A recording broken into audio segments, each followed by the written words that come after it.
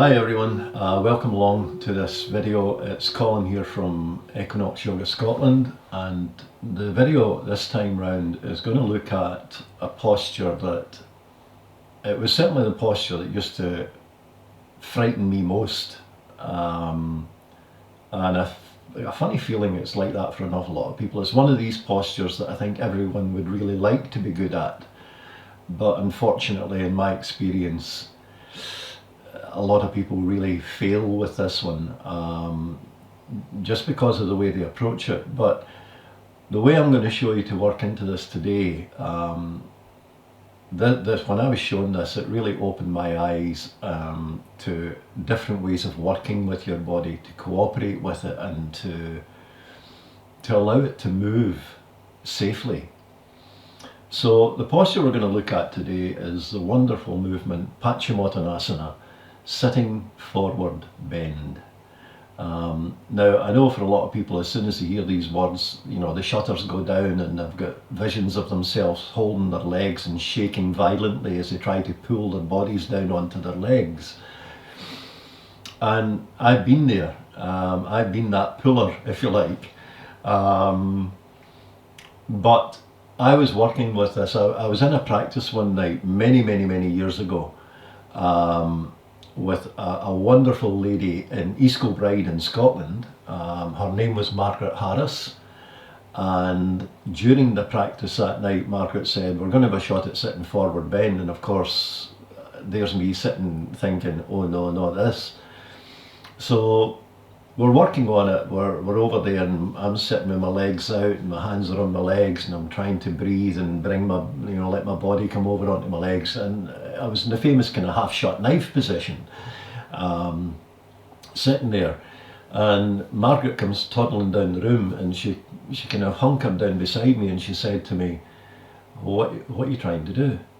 And I said, I'm trying to line my legs. And she said, you're not getting on very well, are you? And I said, well, no. And she said, come and talk to me afterwards and I'll show you something that might help. And what I'm going to share with you today is what Margaret showed me. In the years following Margaret showing me this, I have had the fortunate opportunity to share this with quite literally thousands of people. And it's a pure eye, it really is a pure eye opener. It will make you think about things in a very different way. So here we are, sitting forward bend. Now wouldn't it be nice just to stick your legs out there, lean over and lie on your legs? Well, effectively that is exactly what this video is all about. It's going to show you a way to do this.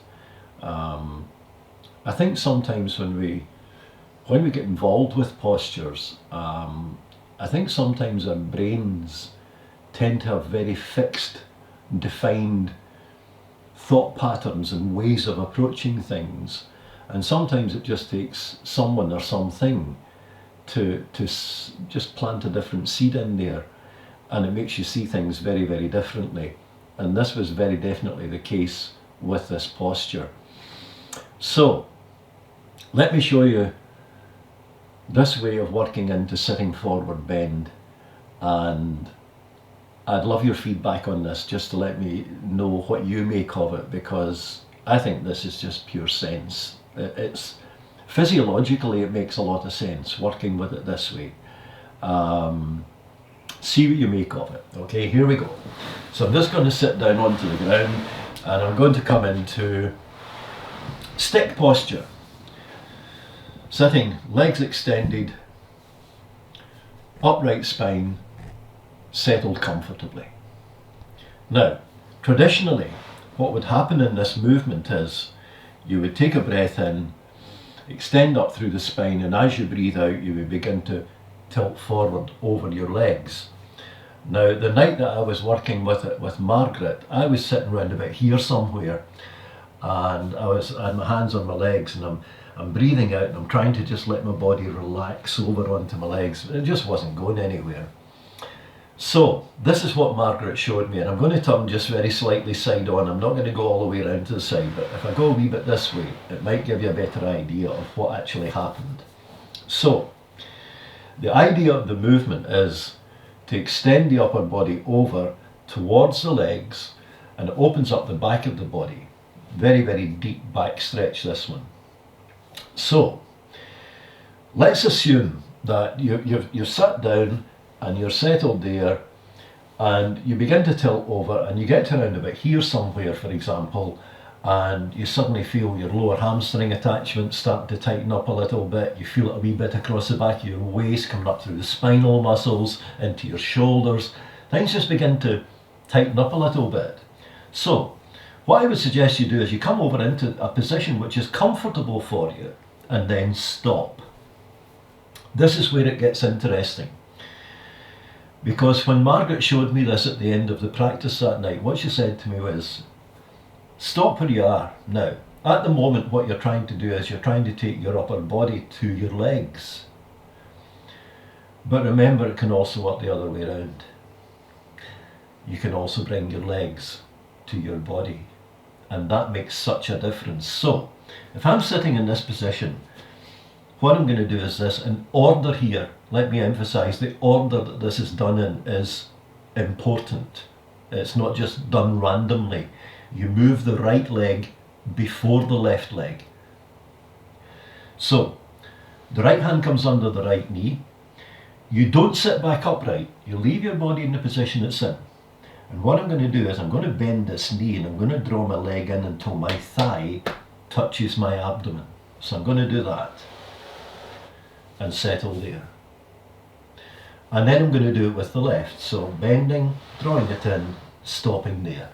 Now, to all intents and purposes, you have just achieved what you set out to do, which was to lie down on your legs. You're lying on your legs, you're lying on your thighs at this point. But the big thing to notice now is, of course, with your knees bent, there's no pressure on the hamstrings, back of the waist feels relaxed, spinal muscles, big back muscles up into the shoulders. The whole back body feels quite soft at the moment. But your upper body is still sitting in that lean forward position that it was in where everything started to seize up, but it's not seized up anymore. So how about this? How about you come up onto the backs of your heels, and then about 2 inches, maybe 5 centimeters for those who work in metric, maybe about 5 centimeters, 2 inches, there or thereabouts. What I'm going to do is I'm going to move my heels forward just a tiny little bit. There we are. Now, in doing so, I'm still lying on my thighs. My upper body has followed my thighs over, so my upper body is now further forward than it was initially when it stopped moving. So you're beginning to open this posture up. Now, the difficulty then arises. People suddenly realize that, oh, I can follow my legs, and they'll just keep adjusting. Don't do that. Make an adjustment and stop and relax there for a few moments. Relax for a breath or two. Let your body get used to this new position that it's in, because you've taken the upper body into a position that it just wasn't ready to go into a few moments ago, but now it's there. So give it time to adjust to that.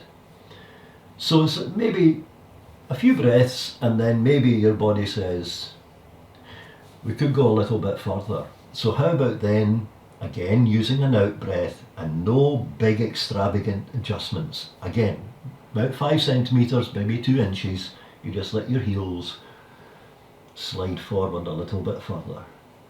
And there we go. And now you're beginning to come over a bit, and you're a wee bit further over, and you're still lying on your thighs. Keeping contact with your thighs is absolutely vital in this. Don't lose that contact, because that's what's allowing you to move. I said earlier it's basic physiology, which it is. If you let the front of your body lie down in something, your back muscles relax. It's the same if you lie down on a bed with your back of your body on your bed, the front of your body relaxes. So it's the same principle. This is just supporting the front of your body, but there's no tension in this. You're not holding your legs and all that and shaking it, and none of that going on. You're just quite comfortable with this. Now, there is another way to adjust in this. When you're coming over, You can just allow the feet to move away. But if you really want to open out the base of the spine with this, there is something else you can do, and that is you can shuffle the buttock muscles back the way and extend out that way too. So instead of letting your feet move forward, what you can do is you can just breathe out and let the buttock muscles slide back a little bit. So it opens out the tail end of the spine a wee bit more deeply. And again, you're still lying on your thighs. There is no tension in this at all. So you're relaxing, and each time you make an adjustment, you pause for a few moments and you allow your body time to adjust and to settle and to be aware of that new position that it's coming into. And again, you settle there and you breathe. And if you come to a point where you feel there might be a little bit more in it, then of course, remember when you're adjusting, it doesn't always have to be 2 inches. It might be just an inch or a centimetre or 2 centimetres. It doesn't have to be a certain distance. It's whatever your body will allow you to achieve. And so you let them move a little bit further out, and the legs just ease out a wee bit further, and you just let your upper body relax over, and you breathe. And if you continue to work with it in this way, there will come a point, if it's something your body hasn't done before or is reluctant to do, you're not going to get your legs straight first time you do this. But I can absolutely guarantee you, if there is nothing physically wrong with your body, if you keep working with it this way, there will come a point where you can put your legs out in front of you, lean over and lie down on them without doing it this way.